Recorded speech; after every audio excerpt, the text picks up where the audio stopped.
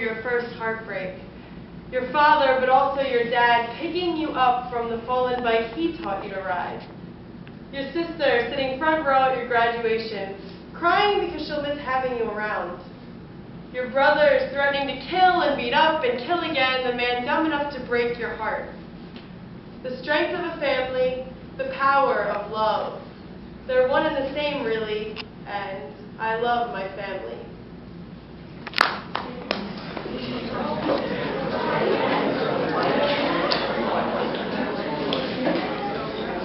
All I've ever wanted is all that you are. Baby, I wish you only knew that if I could give you the world, I'd drop it in your lap so you'd understand that everything I've ever done is custom-made for your satisfaction. Get a clue, darling. Heaven itself doesn't compare to you. I consider you my own. Just know that my love isn't limited. It doesn't materialize with conditions. It has no contract. It isn't born of obligation, just pure destiny. It is quiet but riveting, shameless and true. It is utterly visceral, never vicious, for we are gentle souls, Xeroxes of one another. You're a star, honey, zeroing in on the most precious part of my heart. All I've ever wanted is all that you are.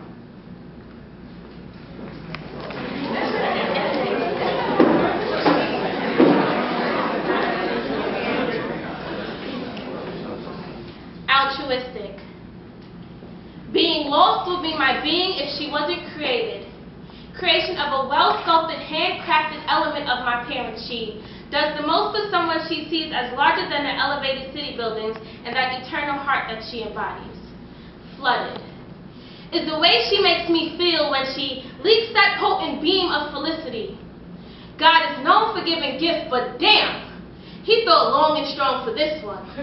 He had his hammer of wisdom, his screws of sanction, and wrench fit for a role model. Indigenous cultivation of the same blood, I believe she is irregular. Like that jigsaw puzzle difficult to piece together, she keeps you guessing, but her love is obvious. Man will be honored to get a smile, as her beauty withers rhythmic melodies. Nothing can come between our symmetrical bond. We are on the same page, with words of sweet nothings that maintain the book's bind. Quest set out to accomplish my accomplishments, reaching out to make her proud. I want to make her proud. I hope I make her proud. Sister, mother, father, provider. Deeming her a title is an understatement. Terry, you are my everything.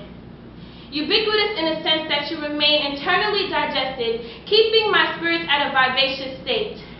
Willing to do anything in this world to make you feel the way you make me feel. Vibrance.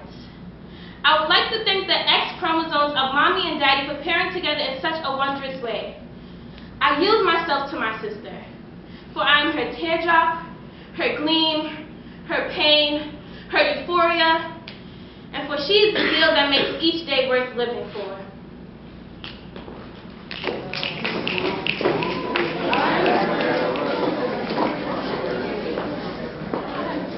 My mama bought me this pretty dress.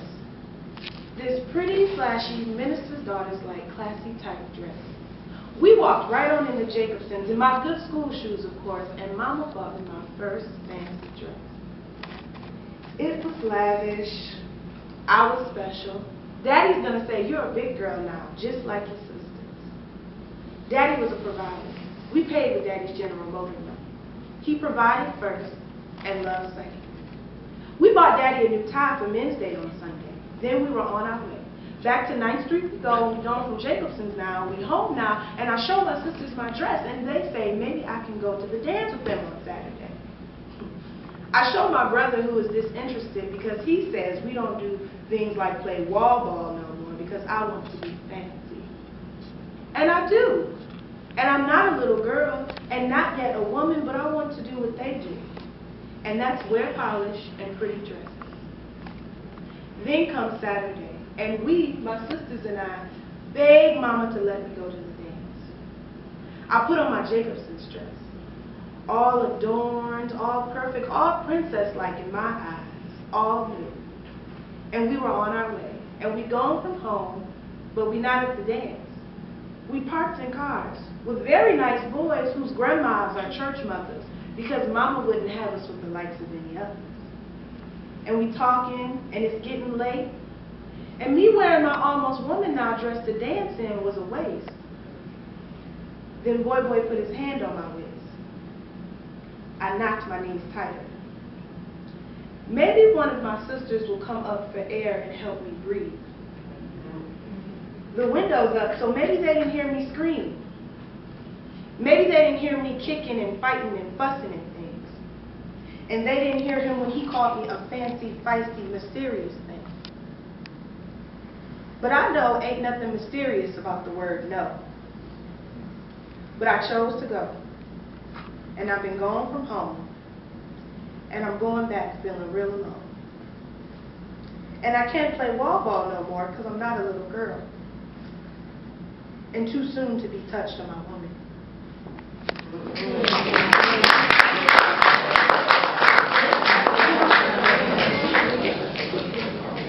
I am of caramel complexion. To my family, I am the black baby. For many years treated unfairly because of the color of my skin. But they're my family. They're supposed to love me, regardless on the level of melanin in me. I became the housemaid, cooking and cleaning, eating only the leftovers and scraps of my white brothers and sisters, cleaning the bottoms of my stepdad's feet, cleaning the soul of the guilt with my smile. I was broken to pieces, broken-hearted, pregnant at 14 because he was my only release. But surely thereafter, I was a single parent all alone in the streets. Looking for a place to call home, I grew hungry. Every scrap of food I got, I fed to my baby. I was a lost child with a child. But please don't feel pity on my history. It was through my struggle, pain, and poverty that I became the strong woman I am today.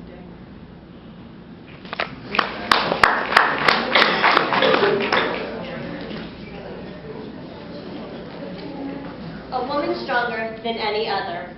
Breast cancer is what took your mother too soon. Cooking and cleaning like Cinderella. Donning rags to impress your stepmother and stepsisters. Every day, living a nightmare, waiting to be set free. Free from the hurt, free from the pain she caused you. Heartfelt words you always give to me. I love you more and more each passing day. Kindness and compassionate is what you always are. Loyal to friends even when you shouldn't be. Moments alone with you, I cherish the most. No one knows me the way you do. October was the worst month because I almost lost you. Pumpkin bar is what you used to call me. Queen of the house, you rule with a gentle touch. Room to room, you spread your love. Safety and stability, true love and beauty. Understanding and wisdom flows through you. Wherever I am, I'm thinking of you, and I smile down to my x-ray. And my heart grows like the Grinch at the end of the story. You make me proud to call you my mother. And when the house is a zoo, you ensure balance in my life. And for that, I say thank you.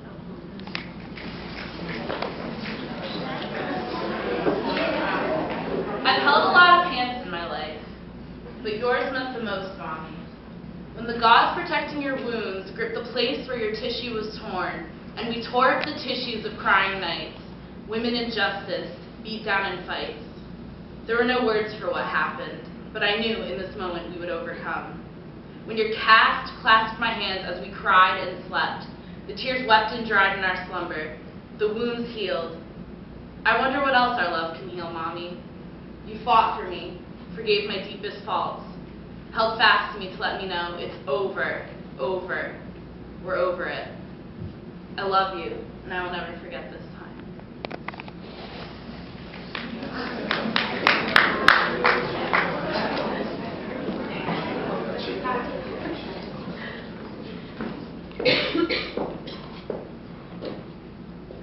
So you thought it was okay to just leave? To subtract yourself from an equation be considered a family? To take it upon yourself to leave my little sis and bro without that coward of a man we realized wasn't that necessary? So you go and leave. After the mother cunt and the dismantled heart my mother grew to love you with. After, although you knew I hated your disciplining, I had this relentless love for you, but you didn't give a fuck, that's why you just left. Ellis amounts of nights crying with the best mistake you ever made, my baby girl love. Breaking her virginity to the sight of man turning his back on her. The last thought in mind would be that if that man was her father. There I go, over-expecting. If I just kept a narrow mind like most 15-year-olds did, I wouldn't be so hurt. Time has been lost, and so has my father.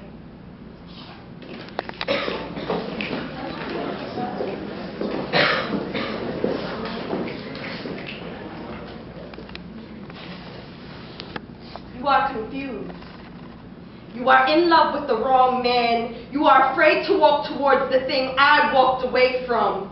You are a cold knight twice on his back.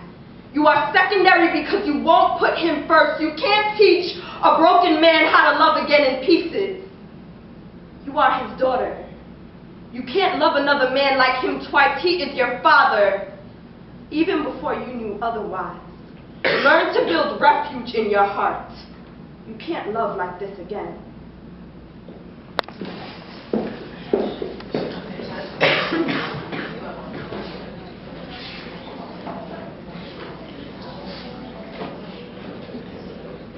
My mother is tragedy. I don't remember a time when she was not. Soiled with the yoke of her recklessness, she was more of a burden than a mother. She was helpless in her addictions and painful in her adventures chasing death. I kinda got used to seeing her destroy herself. It's devastating to think, but at times I wish she'd just choose to wane down that withering frame and disappear. Or change somehow. But tragedy is faithful to the end, and today she chose to be draped in blotches of scab, dead skin, burnt hair, bleeding still, because she had to jump 3 stories out of a burning building. And here where she lay, the young men and women she bore got to see her.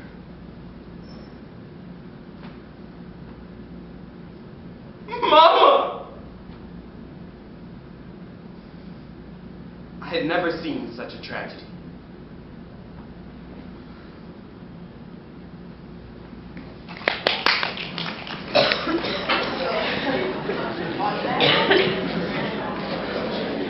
Memories are all I have to keep you and I together. But in time, memories fade, and I feel you will dissipate from my mind, and I will lose you again. In you, I found a piece of me that I never knew was missing. For I was always the missing piece in the bigger picture. But when I touched your hand and you looked into my eyes as if you had knew me once before, I knew that we fit together. And that was enough for me. You asked me my name and struggled to grasp the changes when we were last together. Because in your mind, I was still that little girl that refreshed the pain of what was left behind when your son left this earth. As if my presence did not make it real enough, you pulled out a picture that seemed to have been frozen in time as the rest of the world kept on moving. Me around age 3, your picture rose in my hair. All that you had left of me and him. And that's what you told me kept you living. As we sat hand in hand crying that night, I knew that you were the piece that was never missing, just buried deep inside, and loving you is what made that bigger picture a masterpiece. Memories are all I have that keep you and I together. And though memories fade in time, your memory forever live on in me.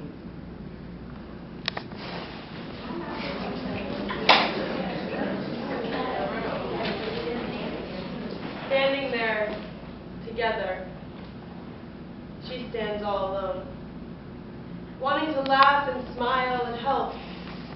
She knows what it means, though. See, when this 10-year-old girl heard the word cancer, she started crying because to her that word meant that her mother was dying. And that word infected her mind as the word cancer tends to do. It ripped at her piece by piece. She didn't realize her mom had a fight left inside her. So unkind words she did speak, not to hurt, but to stop the hurt from hurting. But it didn't make the pain go away. It didn't make her mom's hair come back or make the cancer go away. No, it did nothing but stick. And it stuck inside her heart for years and years to come, never saying sorry, never speaking of it again. It was selfish and ugly.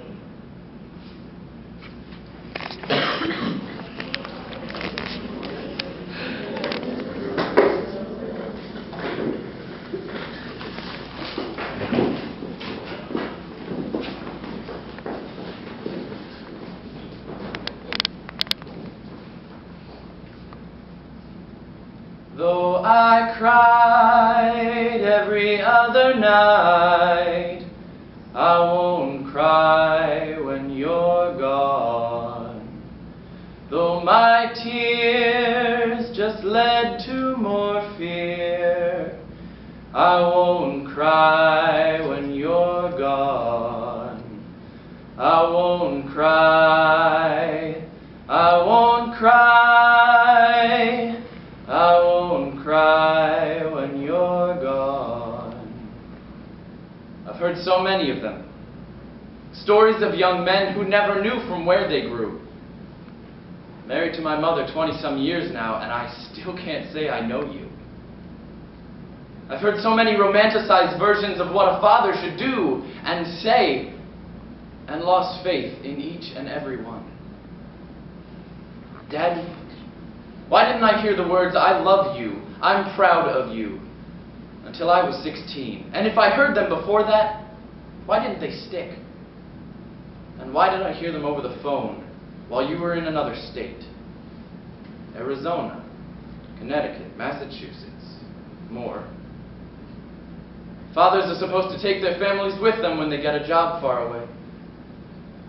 I'd much rather have issues making friends in new places than have a ghost as my dad. Though I cried every other night, I won't cry when you're gone. Though my tears just led to more fear, I won't cry when you're gone. I won't cry, I won't cry, I won't cry when you're gone. And you're gone all the time, months and months in a row. Nuclear power plants benefit from you more than I ever have. You left your wife and kids behind time after time. Do you know how often she cries over you? I do. I'm in college getting phone calls from my mother, lonelier than me. One day you'll leave for good. Your skin will match the temperature of my memories of you. Your wife's heart will shatter. And your son will ask his friends, the clouds, to shed a tear or two for the man he never knew. Though I cried every other night, I won't cry when you're gone. Though my tears just led to more fear, I won't cry when you're gone.